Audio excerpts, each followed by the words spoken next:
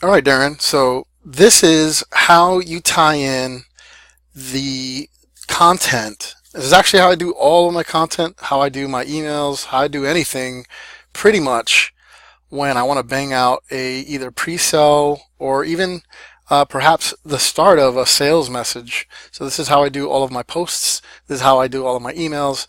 This would be how I structure my chats, my talks if I were doing video talking head videos, video content. So this is how it ties in. Okay, so basically, what you have here is I made you this little graphic that outlines the five different topics, right? So what I would challenge you to do is either to stay in one category and then pick one of these things, or choose one from each column and decide on what you will write about, talk about. And what I will do is I'll backtrace it to the actual how to map out the email to sell them on watching your video. And then what I would do is open your video with a certain introduction, so it'll be your intro, and a certain type of close. And I will put that here. But this is actually my meta content strategy that I use. So I got to just tweak this for you. It would be an intro, introduce yourself. Okay. And a close.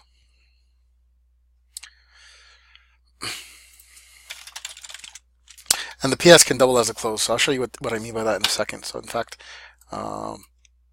it's the same sort of idea. All right, so you'll see this comment here. All right, so a very good way to look at these. So I'm going to break these all down and show you kind of what's happening. All right. So click-worthy curiosity is my idea for a subject line. It's also my idea for an article headline or an advertorial headline or a video piece headline, what you name the actual video. A lot of people don't see the importance of that. It's very important. It's the first thing that you see, right? So you can have this be a question or one of those other headline formats that I told you about. So click-worthy curiosity, where do we get that? I started off with a website like I think it's called BuzzFeed or something like that. Let me make sure I didn't misappropriate that. And Upworthy is another website. Maybe it's BuzzSumo, maybe. Although BuzzFeed might work just fine. Okay, it's BuzzSumo. Yeah, sorry. BuzzSumo is awesome, and it's been something that I used for a while after I've heard about it from a few folks. Because it shows you what gets the most shares based on a topic, right? So, this thing shows like the Great British Brexit Robbery, how your democracy was hijacked. Look at how many times it was shared on Facebook, LinkedIn, and so on and so forth, right? So obviously the thing that's getting shared the most has the most buzz. There might be some correlation between the headline, because the first thing is the first and only thing you see, right? Depending on, I'm sorry, and then in order to even read the rest of the thing, you have to read the headline. So the headline itself was the key, right? So using that, I started to make use of BuzzSumo to give me ideas on headlines, and I do think they have a let's see here. They used to have just a place for you to enter. Oh, now it's a 7-day free trial. Okay, so now they don't allow you to just mess around with it. They used to let you just use it for free. So okay, can't do that.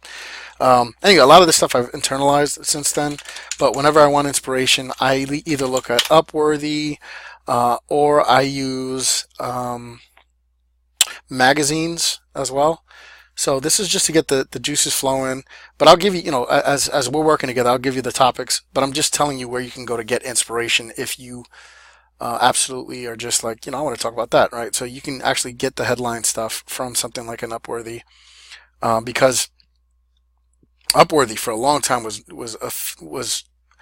the epitome of what was known as clickbait. It's still kind of known as clickbait, and Facebook started to crack down on them because it was too hypey. It's still used on other media platforms, but you've got to, you just have to temper it, right? Um, some of the more popular things have to do with numbered lists. Numbered lists, for whatever reason, is good. So is listicle is good for that too. Um, but I guess I'm gonna touch on why these are so powerful. So, like this one, Molly Ringwald watched The Breakfast Club with her daughter. Her thoughts were epic. Where's the curiosity there? What were her thoughts, and what makes them epic? Right? And we know what it's about, but we don't know what it is, so we just want to click on it, right? Um, it's stuff like this. John Krasinski's scary hit movie has a heartwarming backstory about inclusion. Scary hit. Scary hit. Why is it scary? Um, Tony Robbins mansplained Me Too to a woman who paid to see him. It didn't end well. Well, that creates intrigue. Why didn't it end well? What happened? I'm fat. I'm choosing to stay fat. Here's why. I want to know why you stay fat. Because why? Because fat has an associated connotation with bad. So she's trying to stay bad.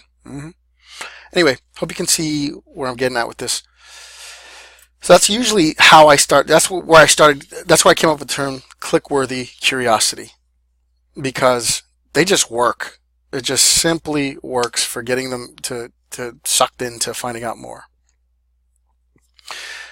Introduce yourself. You keep this consistent with everything. Hi, I'm Darren Starwin. Whatever your title, owner of the Bridge to Mastery, Bridge to Mastery coach. Here with another exciting, juicy tidbit. Whatever that opening is going to be, you make that your default opening, because with repetition, you become associated with that statement, with that expression. Mr. Rogers was known for it. Every good radio host does it. TV hosts too. They do the same thing. So just adopt that because it works. Right? Why reinvent the wheel here? After you do that, you can lead into what you're going to talk about. And one of the easiest things to do topic-wise, to just segue into a topic, is to just simply ask a question. Do you know why this, that, and the other thing that you mentioned in the headline? Do you believe that this is something that people talk about? Do you think that this is something that people talk about, right? Whatever their topic is. Did you know, right? A good question is a natural conversation hijack. It usually engages the brain, and it's a natural open loop, and it sets the tone for the discussion. So any type of open loop question, a question is an open loop first and foremost, because it begs to be answered, but an interrogative question is even better. So I guess yes or no is fine, but anything that has to do with requiring more explanation is better. So, what do you think? Or how do you think? Or why do you think? Something like that. Something that starts off with something like that. Or even a factoid. Factoids are good, and those can start with a simple yes or no based verb-led question, like, did you know? Like those factoids. Did you know that, and leading in with a factoid, by the way. Factoids are a strange, weird little dopamine hits. It's part of the reason why people watch Jeopardy, right? To show that they're the smartest, because they remember the most on a topic. So factoids help people, especially we can share something that they didn't know, helps discovery, right? People like knowing that they're getting a little bit of something useful. If nothing more than you're giving them something that they didn't have before. Discovery, right? So they're getting a secret, believe it or not. People love that. Talked about news references, so you can open up with any of those things. I hope that is making sense to you. The suspect statement simply follows the question that you asked above here. So did you know that your ability to help your customers is really a function of how well you understand yourself, or something like that? And then the suspect statement would be, it's true, I found it out for myself, validating what you just asked them, or just verifying that that they've talked about it, and or you've thought about it, because it shows that you understand them. With the suspect statement, you can show that you have pondered the same concern that they're probably currently wrestling with, and that you've arrived perhaps at your own position on the matter. The suspect statement is a nice bridge to my take being your position on the matter. My take, your how you feel about it.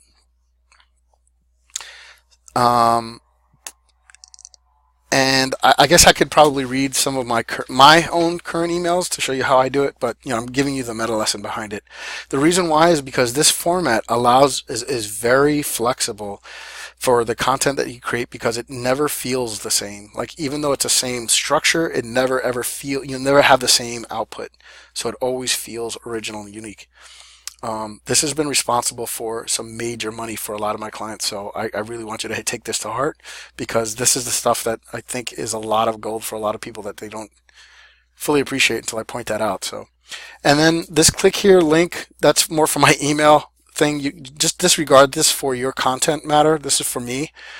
This is my way to bridge from here to here. I'm going to get them to click and watch your video. Okay. But all of this is all built up to this for me. For you, you just follow the same format and your content will just kick butt. That's what I'm trying to tell you. These two are optional in both the email and or what you're saying.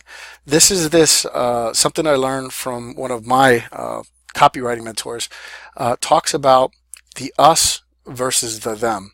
And the us statement is the all-inclusive. People that are my students that have made the breakthrough, discovered this benefit, this truth, this new reality. And when you expound on the with us statement, you're making them aware that there's another level that is an exclusive level that you can only be a part of if you are part of the inner crowd, right? You can be with us. Against them, villain. You can make anything a villain. It doesn't have to be a person. It can be a persona, right? Like a villain could be the negative energy or the apathy, right? You can turn those things into personified characters of some sort that we can be against. The thing that you're railing against, the thing that you are fighting against, the cause that is the oppression of some sort. In online marketing, right now, it would be something like Facebook. Facebook is the enemy because of data leaks and them having the ability to control the minds of people with their like button and so forth. So you'd have to figure out what those are, but you can always finish it off with a different collective. And remember, yeah, the enemy itself doesn't have to be one enemy. It can be a collective sort of enemy that you're kind of like fighting against. So, and then I tend to put 3 links in my emails. That's sort of my kind of MO. Sometimes it's just 1, but 3 interstatally, because it is promoting the content that I want them to click on. So I just told you that's on 2 levels: how I write my emails and how to do content. Okay. Regards, name. This is your sign off right here. The PS or this. Just consider this whole thing the sign off, right, for you. This was Darren Starwin. Thank you for watching. I hope you got value. If you have not yet and you're new, please subscribe to my channel. And if you're not on my list, there are a whole bunch of goodies. If you do, you'll get this and that benefit. You can expect to hear from me every once in a while, something like that. And if you care to sign up, just click on the link in the description. Thank you so much for watching. I'll see you next time when we talk about, segue into the next thing I'm going to talk about. Just kind of tease at it. That's it. It feels super powerful and it kicks butt. Let me actually show you a demonstration with my own emails. Here's some sample sequences that I wrote for other clients. This is for a business opportunity. They're not in order, but it does give you the feeling of what they were to expect next. This one being for this subject line, stupid. You see how I spelt it weird? That in and of itself caused curiosity. Plus, it wasn't flagged because there was a weird spelling on stupid, and it was a question. Maybe, but how could you blame me? That's all intrigue. Okay. Can you imagine spending $17,000 for 7 days and 7 nights at a high-end luxury resort for you and your family? Question mark. Sounds ridiculous and maybe even a bit foolish, right? Yeah, that's something that they can validate. Yeah, it does sound ridiculous. That sounds like a waste of money. But let me ask you, that's an intrigue bridge, right? What if you've never earned more than 30 grand a year in your life, and all of a sudden, like almost overnight, you were earning what you did in a year in just 30 days? Not only that, but what if you did this without fail every 30 days? These are just questions, getting them to imagine. Now, would it seem ridiculous? All right, maybe, but it's at least understandable, right? Wouldn't you treat your family and yourself to the luxuries you could never before afford at least once? I bet you would. At least I did. If you're tired of these results you've been getting, it's time to try something new. Follow my footsteps and recreate what I've managed to accomplish for yourself by clicking the link and taking the required small action. Interstitial call to action. The easiest way to achieve success is to model those that have already gotten to where you want to be. That's inclusion, right? People that are already where you want to be is inclusion. I don't have the rest of this, but basically I did something that was outside and then I just closed again. But those are the basis for the way I write emails, and they all follow that same format or idea. Anyway, I don't want to make these too long for you because I know you're going to be taking notes and you may have questions, but I do think I've been concise in my explanation with it, and it really is the secret stuff that I use every time that I write copy for my clients once I understand the psychology of who I'm writing for. Let me know if you have questions at all, and yeah, let's get this stuff cranking.